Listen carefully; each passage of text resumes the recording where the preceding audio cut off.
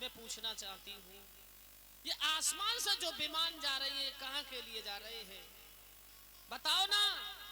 मैं तुमसे पूछना चाहती हूँ, लेकिन भगवान भोले बाबा ने कहा क्षमा करो देवी, मोदी जो साफ बताई है सब देवता में जाई है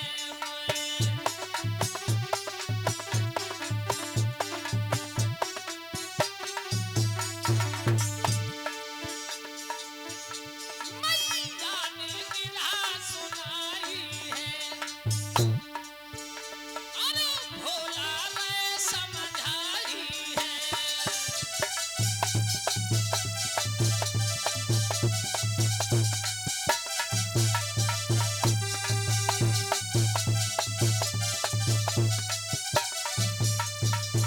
एकदम कहा मैं ये पूछना चाहती हूँ, ये देवता कहाँ के लिए जा रहे हैं? तो भगवान भोले बाबा ने कहा क्षमा करो, अगर आप नहीं मानती हो तो मैं बता रहा हूँ कि जो तुम्हारे पिता है ना दक्ष, उन्होंने यज्ञ की रचना की है और ये सभी देवियां देवता उस यज्ञ में भाग लेने के लिए जा रहे हैं। जब ये कहा भाग लेने के लिए जा रहे हैं तो सती ने कहा एक बात बताएं, कहो आज मेरे पिताजी के यहाँ उत्सव है, क्या मैं भी जा सकती हूँ? तो भगवान भोले बाबा ने कहा क्षमा करो सती, अरे तुम्हें पता नहीं है हमारे लिए कोई निमंत्रण नहीं आया, कोई चिट्ठी नहीं आई, अगर हमारे लिए चिट्ठी निमंत्रण आता तो हम चलते। सती बोली सुनो, मैं पूछना चाहती हूँ,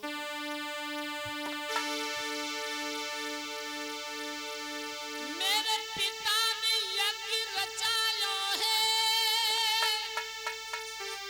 दिल में अभिलाषा भारी है, और मैं के को सजन पठाई गई हो, कोई याद में के की आई गई है।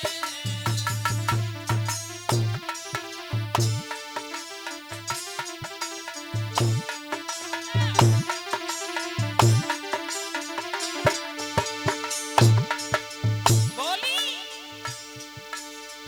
इसी बहाने से भोला मैं मैया से मिल आऊंगी,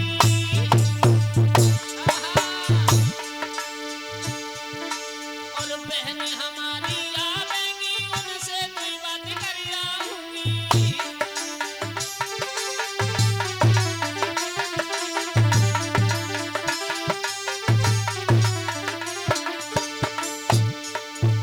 भगवान भोले बाबा ने कहा क्षमा करो देवी, क्षमा करो, तुम्हें नहीं पता। बोले भोले सुनो सती, बोले भोले सुनो सती, ना चिट्ठिया हम पर आई है, नहीं जावे ससुराल हमी और चिट्ठिया नहीं भिजवाई है।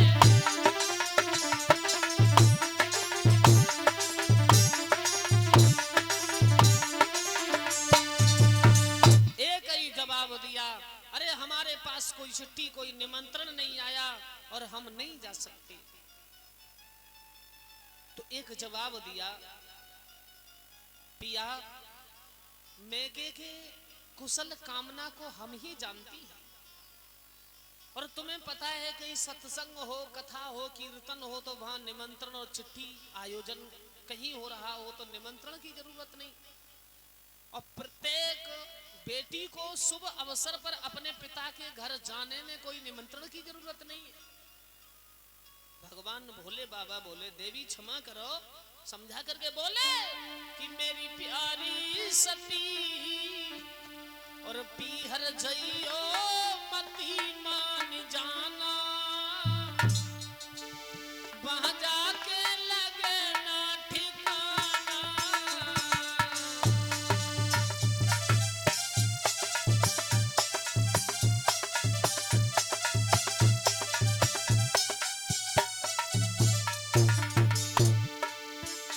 मेरी प्यारी सती पीहर जइयो मती मान जाना,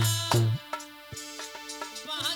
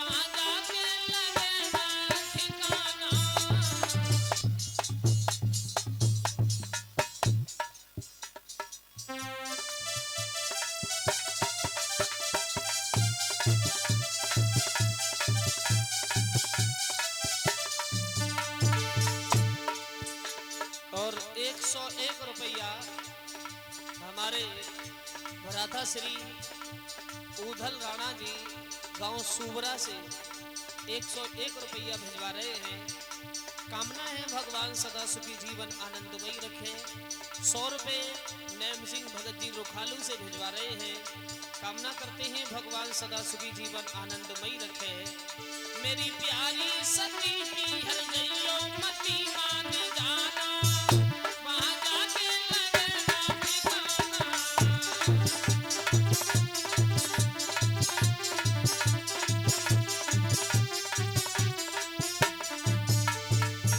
और बोले ही भगवान भोले बाबा देवी, बिन बुलाई अगर तुम जाओगी,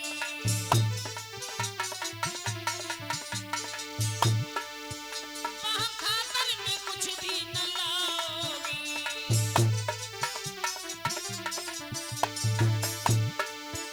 एतबार में रखकर तजियो रंजो फिकर ना भुलाना, वहां जाके लगना ठिकाना।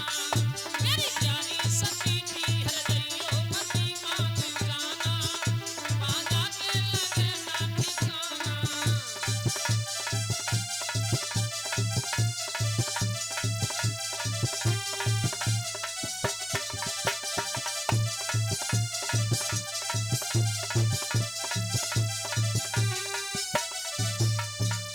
भगवान भोले बाबा ने कहा देवी मान जाओ, बिना बुलाए जाओगी सम्मान नहीं मिलेगा।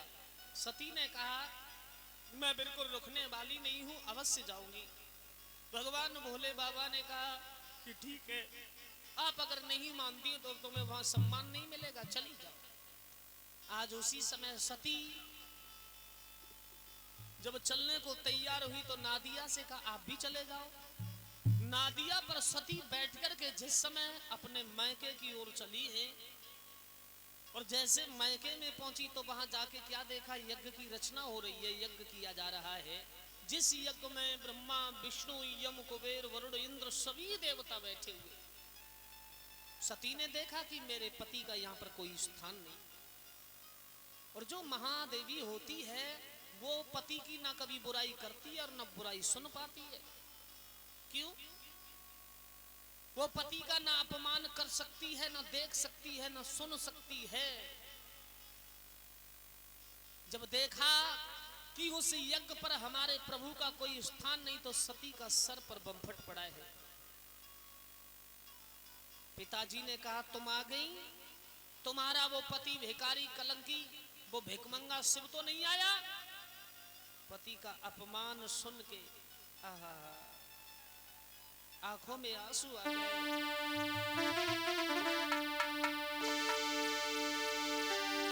और हिलकी दे गई रोई लेके सती मात दुखियारी।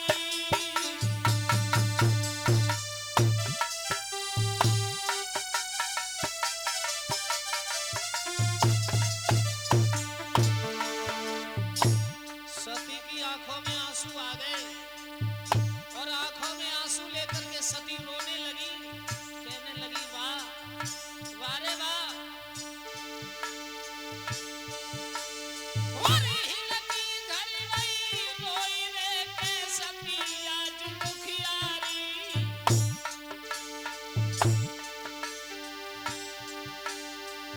तू भी भंवर में नैया रे समझ गए त्रिपुरारी।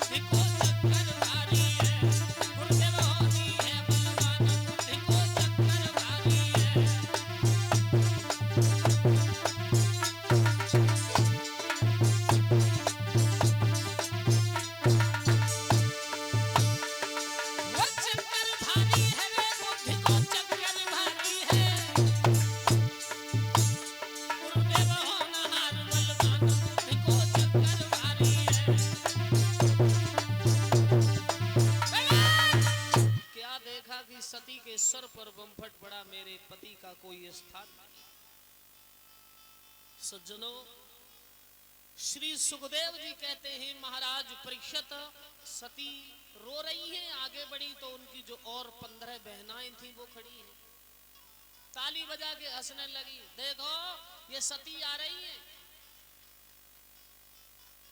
कहा ये सती आ रही है, एकदम जवाब दिया तुम्हें पता नहीं। एक बोली बहना इनके घर में है का, दूसरी बोली देखो डूड़े नादिया पे बैठ के आई, तीसरी बोली है का न घर में चूल्हा न सास न ननद कछू ना है, और पति है वो बिल्कुल बूढ़ा। इनको डूड़ो ना दी, यही सवारी जाई पे बैठी चली आई। एक बहन नाक सकोड़ के बोली बहन तुम्हें नहीं पता इनका पति नंगा है, भिकमंगा है। बोली आई गई नंगा